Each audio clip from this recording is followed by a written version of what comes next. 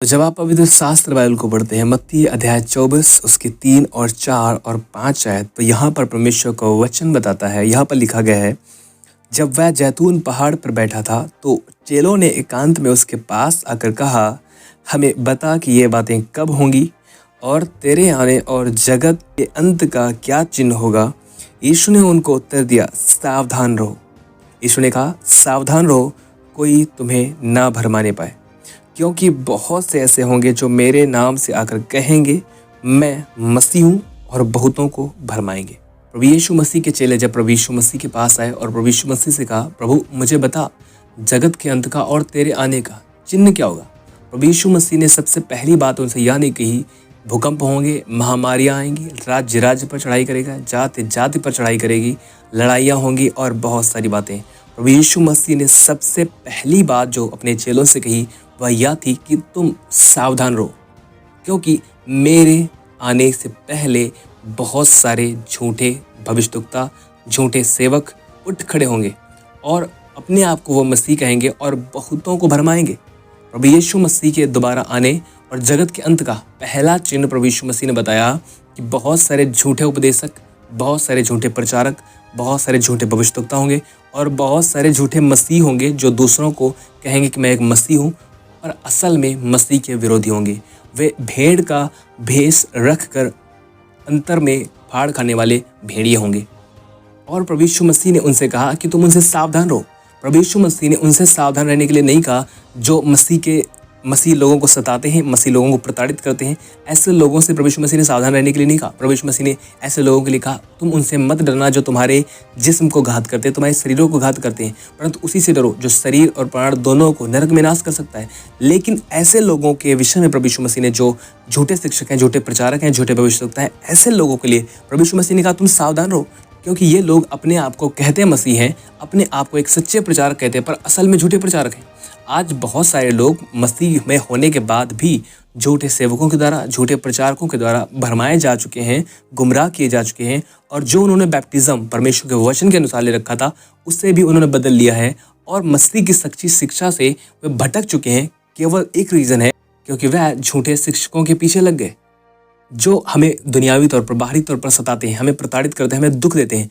वे हमारे शारीरिक जीवन पर ही नुकसान पहुंचा सकते हैं, लेकिन वे लोग जो झूठे शिक्षक हैं, झूठे प्रचारक हैं, वे सिर्फ हमारे शारीरिक जीवन पर ही नहीं कुछ करते, पर वे हमारे आत्मिक जीवन को भ्रष्ट करते हैं और मसीह के खिलाफ हमें चलाते हैं, मसीह की शिक्षा के खिलाफ हमें टीचिंग देते हैं और हमें मसीह यीशु के खिलाफ खड़े कर देते हैं, क्योंकि वे मसीह के सेवक नहीं, क्योंकि वे शैतान के सेवक हैं। बाइबल यह भी बताती है कि शैतान के भी सेवक हैं। शैतान स्वयं एक ज्योति में स्वर्गदूत का रूप धारण करता है, तो उसके सेवक भी जो है वह धर्म के से सेवकों का रूप धारण करेंगे। तो उसमें कौन सी बड़ी बात है, परमेश्वर का वचन कहता है।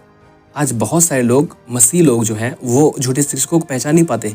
उसके पीछे रीज़न पता क्या है? रीज़न ये है क्योंकि वे वचनों को पढ़ते नहीं, वचनों को परमेश्वर की आत्मा की सहायता से नहीं पढ़ते और सिर्फ फॉर्मेलिटी करते हैं, और जिस वजह से वे गुमराह किए गए हैं, भरमाए जा चुके हैं।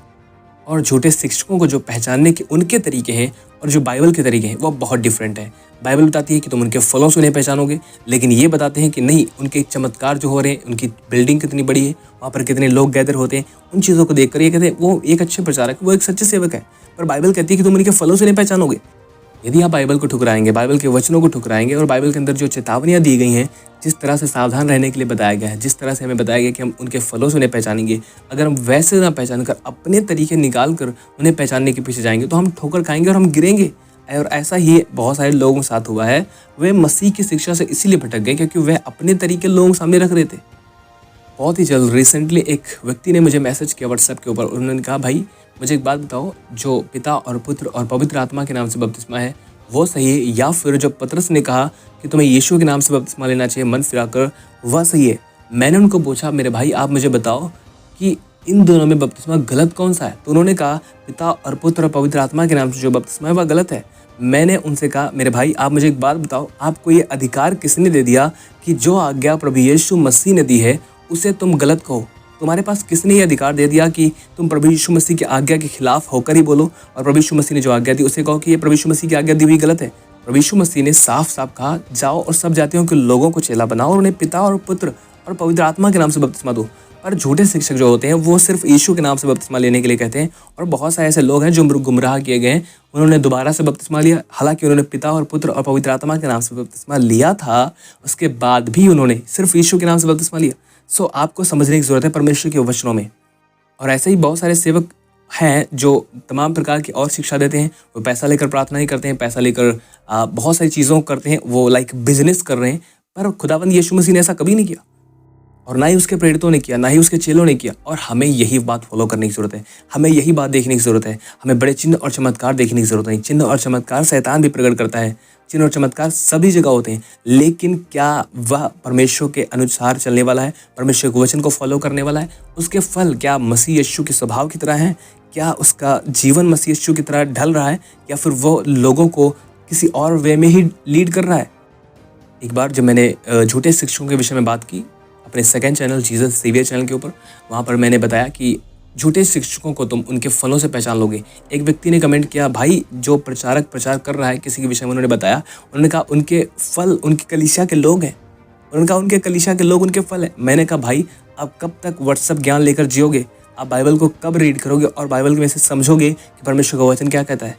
फल उनके लोग नहीं, कलीसिया नहीं, बिल्डिंग नहीं है, फल उनका स्वभाव है, उनका कैरेक्टर है, क्या टीचिंग दे रहे हैं, कैसी चीज़ों को वो प्रमोट कर रहे हैं, वो फल है। वह स्वभाव वही प्रकट करता है कि उनके फल क्या है, और उसी के द्वारा पहचानेंगे झूठे शिक्षकों को कि किस प्रकार वो जी रहे हैं और किस प्रकार की टीचिंग दे रहे हैं। पर ऐसे बहुत सारे मूर्ख मसीह हैं जो बाइबल को पढ़ना नहीं चाहते, परमेश्वर के वचन पर मनन नहीं करना चाहते, और यहाँ वहाँ बस भटकते फिरते हैं और बस चमगाई और चमत्कार छुटकारे के पीछे भागते रहते हैं। उनको चाहिए मसीह यीशु के पीछे चलने के लिए, पर वे कुछ शॉर्टकट तरीके अपनाते हैं। शॉर्टकट तरीके हमेशा फेल होते हैं, और इसी वजह से ये मूर्ख मसीह हमेशा छोटे शिक्षकों के पीछे लगकर अपने आप को बर्बाद कर रहे हैं और संसार में जाकर परमेश्वर से अलग होकर दूर हो रहे हैं। सो आपसे मेरी विनती है कि आप परमेश्वर के वचन को पढ़ें, मनन करें, जो परमेश्वर का वचन कहता है वह करें, और जो परमेश्वर वचन के अनुसार सही है उन चीज़ों को आप निहारें, और इसी प्रकार आप झूठे शिक्षकों को पहचान पाएंगे और भरमाए जाने से बच जाएंगे। अधिक समय प्रार्थनाओं में गुजारें, वचनों में गुजारें, और परमेश्वर का आत्मा का प्रकाश आपके ऊपर होगा, जिस वजह से आप हर एक को परख पाएंगे, आप पहचान पाएंगे।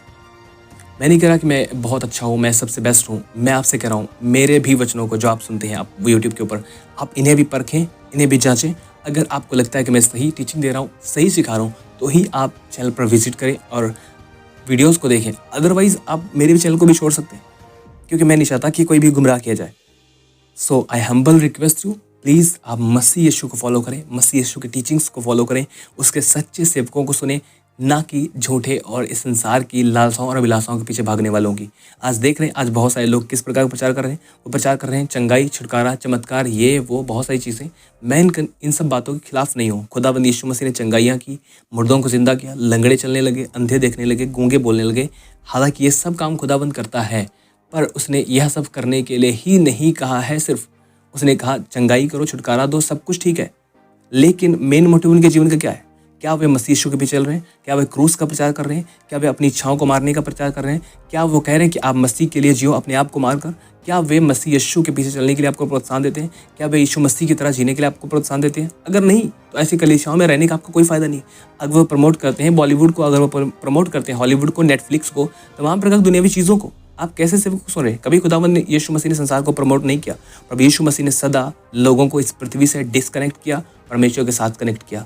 एक सच्चा प्रचारक आपको सदा इस पृथ्वी से डिस्कनेक्ट करेगा, आपको मसीह यीशु के साथ, परमेश्वर के साथ जोड़ेगा। और सच्चे सेवक के अंदर यह खास पहचान पाएंगे कि वह सदैव अपने लोगों की रक्षा करना जानता है, और उन्हें इस संसार से सदैव अलग करता जाएगा, ताकि वे आने वाले राज्य से जुड़ते जाएं, मसीह के साथ जुड़ते जाएं, परमेश्वर के साथ जुड़ते जाएं। तो मैं बिलीव करता हूँ आपने ज़रूर परमेश्वर के वचन के द्वारा आशीष को प्राप्त किया होगा, और इस वीडियो को आप बहुत सारे लोगों तक शेयर करें, मेरी विनती है आपसे। अगर आपने इस चैनल को नहीं सब्सक्राइब किया अब तक, तो प्लीज़ आपसे सब्सक्राइब करें। परमेश्वर आप सबों को आशीष दे, आप सभी को जय मसीह की। May God bless you all.